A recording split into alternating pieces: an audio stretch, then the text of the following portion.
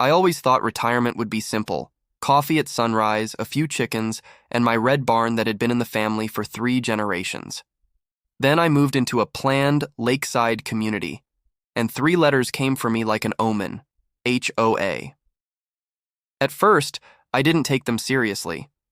They're just neighborhood volunteers, I told my wife, sipping my coffee as the sun came up over Lake Bradford. The water sparkled, the hills rolled, and the barn stood proudly behind our home like an old friend. Then the letters started. Violation. Notice number 1. Unauthorized agricultural structure. Violation. Notice number 2. Non-conforming paint color, rust red. Violation notice number 3. Excessive rooster noise, before 7 a.m. By number 3, I was laughing. By number 5, I wasn't. The HOA president, Janice Pennington, was a retired real estate agent with hair that could deflect hail and sunglasses big enough to see into next week. She came by one morning with a clipboard.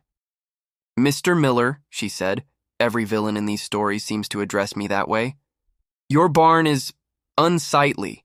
It violates Article 7C of our aesthetic ordinance." "It's 120 years old," I said. "It's history." "It's rusty," she corrected, clicking her pen, "and technically not allowed on community property." "It's my property," I reminded her. She smiled the way cats do at cornered mice. "Within the HOA, all property is shared under covenant." "Funny," I said. "You didn't share the mortgage." Her smile faltered.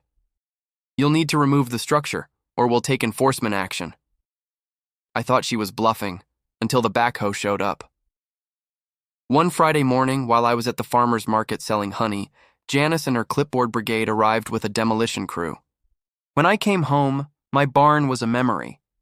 Flattened boards, a cloud of dust, and a single bent weather vane sticking out of the rubble like a middle finger from the past.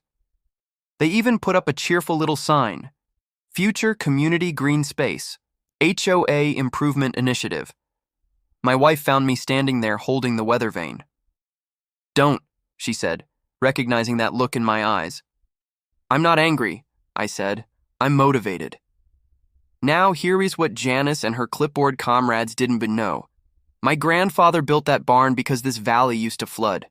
The lake that everyone now paddleboards on? It's not natural. It's a man-made reservoir fed by a stream and held by a small sturdy dam, one that runs right under my property. And guess who had the legal maintenance easement on that dam valve? That's right. Yours truly. For 30 years, nobody thought about it because nothing ever needed adjusting. But the paperwork still said, Miller family, authorized operator for maintenance and flow control. I spent the weekend reading up on water management laws. Turns out I couldn't legally shut off a lake. But I could perform scheduled maintenance testing of the dam valve, including temporary flow suspension.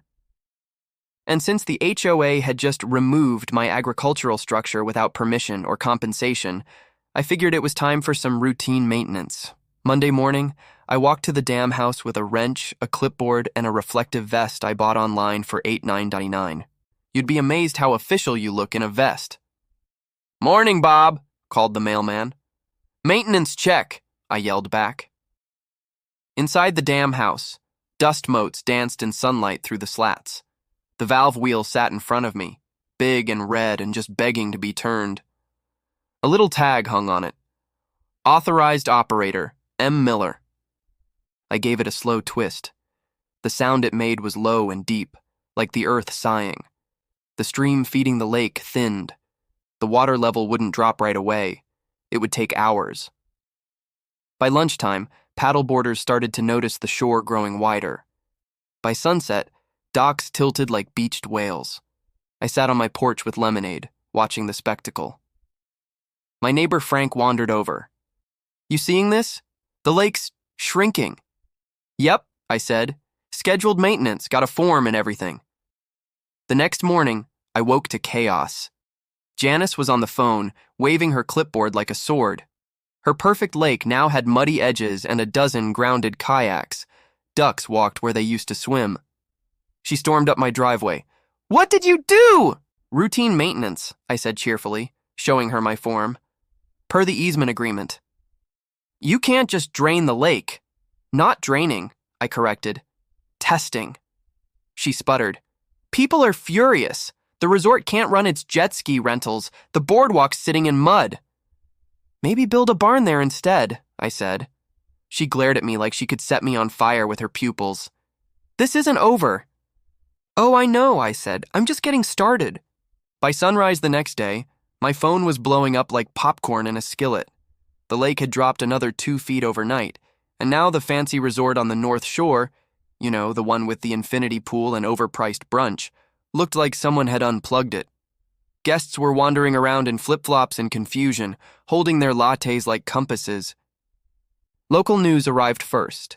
A bright-eyed reporter named Kaylee Brent stood on the cracked shoreline, wind whipping her hair.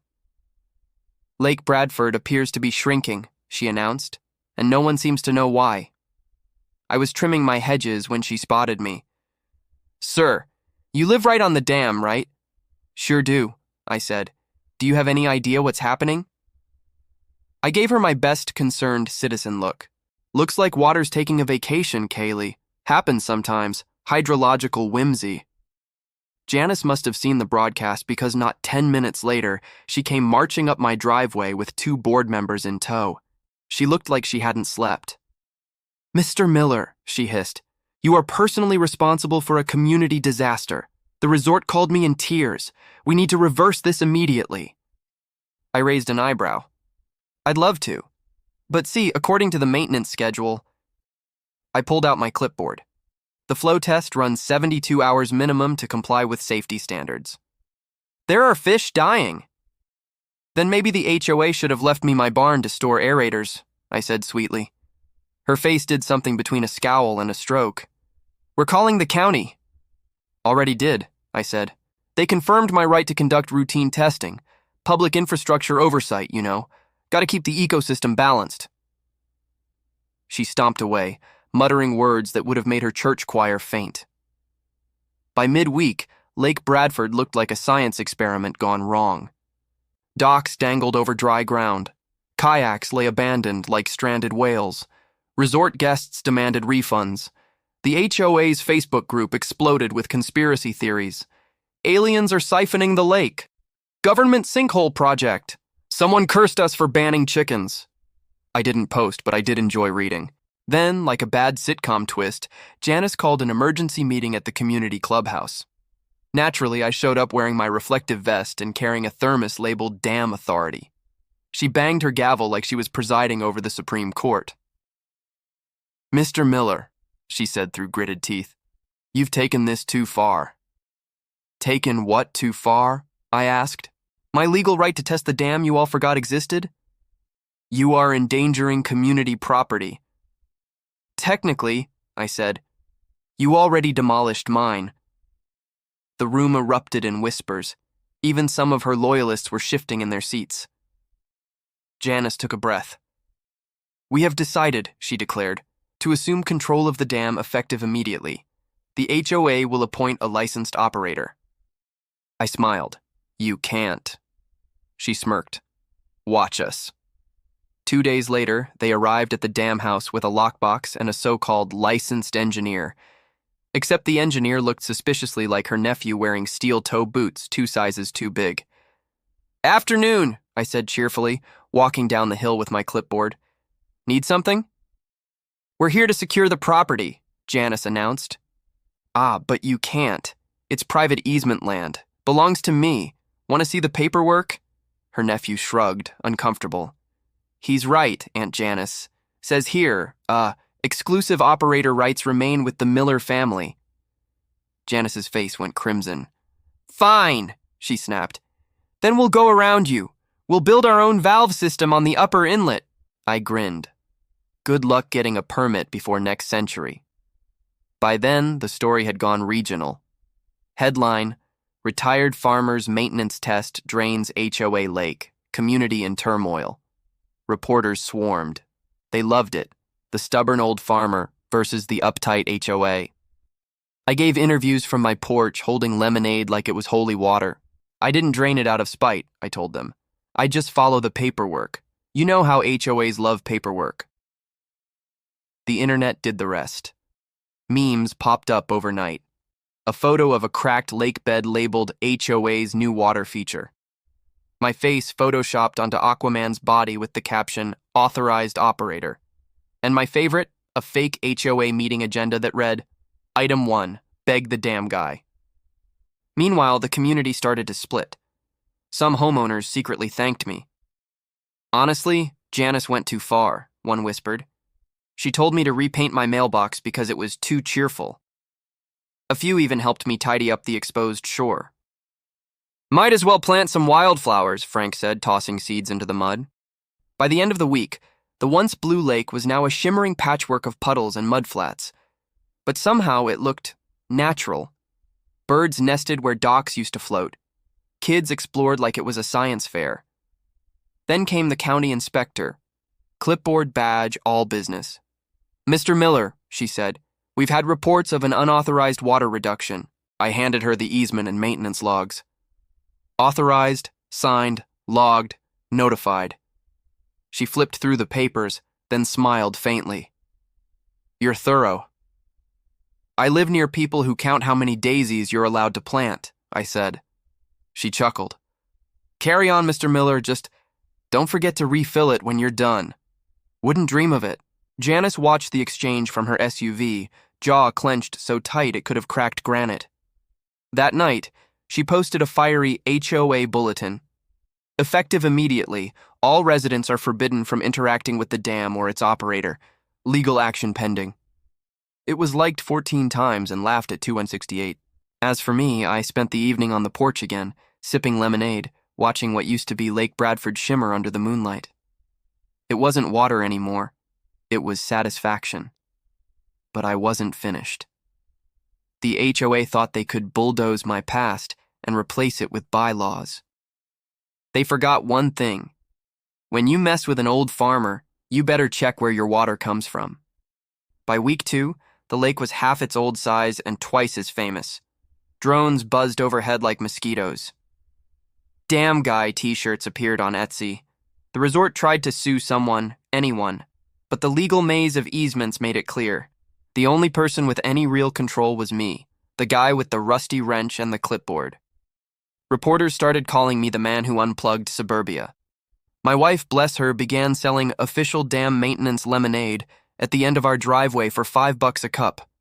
We made more that week than we ever did selling eggs. Meanwhile, Janice and her HOA board were melting down.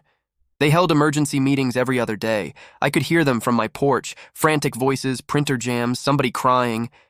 They even hired a PR consultant who suggested they lean into community resilience messaging. Their next newsletter headline read, "HOA embraces change, our temporary lake adjustment experience." Nobody bought it. Tourists came to see the miracle mud valley. Instagram filled with shots of old boat lifts now sitting in fields of wildflowers and herons fishing in ankle-deep water. Environmentalists showed up next, claiming it was the best accidental wetland restoration in the state. That's when the county came back. Not angry this time, but curious. "Mr. Miller," the inspector said, standing beside the half-empty basin, "you may have unintentionally created a protected ecosystem." "Unintentionally?" I repeated, trying not to grin. "Yes," she said.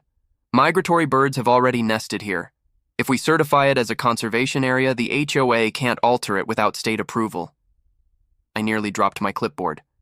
"You mean they can't refill the lake?" "Not without destroying habitat," she said, "which would be illegal." I nodded thoughtfully. "Well, we wouldn't want that." Janice, when she heard, looked like she'd swallowed a lemon whole. "You can't just turn my lake into a bird park," she shrieked at me from across the property line. "It's the state's lake now," I said. "I just tested the valve. Nature did the rest." The resort tried to pivot, advertising eco-tours and mud meditation experiences. Somehow it worked. Tour buses rolled in every weekend. By midsummer, what had started as my quiet act of routine maintenance had turned into a minor tourist attraction, the miracle at Miller Dam. People took selfies by the valve house. The local paper ran a headline, "Farmer versus HOA ends in unexpected environmental win." Even the mayor came by. Heard you turned a property dispute into a wildlife sanctuary, he said, shaking my hand. You should run for office. No, thanks, I said. Too many meetings. That night, my wife sat beside me on the porch, watching the moonlight dance across the new wetlands. You know, she said, your grandfather would have loved this. He built that dam to protect the land, not drown it. Guess we're just keeping the family tradition, I said, raising my glass. Across the way, the HOA clubhouse lights flickered as Janice yelled at another emergency board meeting. But for once, the sound didn't bother me. It was almost musical. Because when you've got a wrench, a legal easement, and the patience of a farmer, you don't fight the system. You let it fight itself. A month later, Lake Bradford was officially reclassified as Miller Wetlands Conservation Area. There was even a little wooden sign by the road with my name on it, dedicated to M. Miller, steward of the land. Janice nearly fainted when they unveiled it. She'd gone from HOA president to chairwoman of a community adaptation committee, which was just the HOA board pretending they still had power. Their meetings now consisted of arguing over duck feeders and bird-watching schedules. The resort somehow thrived. Their website now bragged, "Experience luxury adjacent to nature's comeback." They sold Damn Guy souvenirs in the gift shop. I didn't even sue for royalties. I figured the irony was payment enough. One morning, a courier showed up with an envelope. Inside was a check. The HOA had finally settled the claim for unauthorized demolition of private property. It wasn't much, but it covered a nice surprise. That weekend, a new red barn went up. Smaller than the old one, but just as proud. The sound of hammers and saws echoed through the valley like a victory song. I painted it the exact same rust red, just to watch Janice twitch as she drove by. When it was finished, I hung the old bent weather vane on top. It pointed west, straight toward the dam. A few days later, Janice herself came trudging up my driveway, mud on her designer boots. "Mr. Miller," she said stiffly, "I'd like to request access to the dam for—" She checked her notes. "Seasonal maintenance observation." "Of course," I said cheerfully, handing her a visitor badge that read "Dam Guest." She looked at it like it was cursed. "And when will you be refilling the lake?" I sipped my coffee. "Oh, can't. Habitat protection, remember?" She stared at the wetlands, the herons, the cattails, the frogs croaking in the reeds, and sighed the deepest sigh I'd ever heard from a human being. Then she just turned and walked away, muttering, "I miss my jet skis."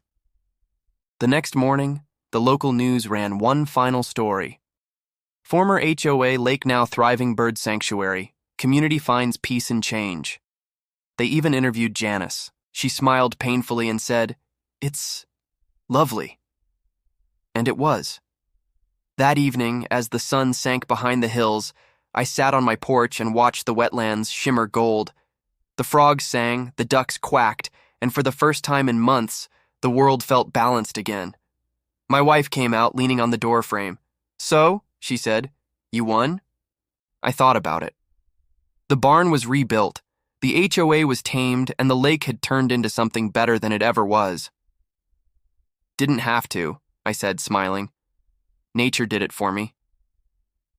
And somewhere in the distance, the dam valve creaked softly in the wind, a sound that to me will always mean peace and poetic justice.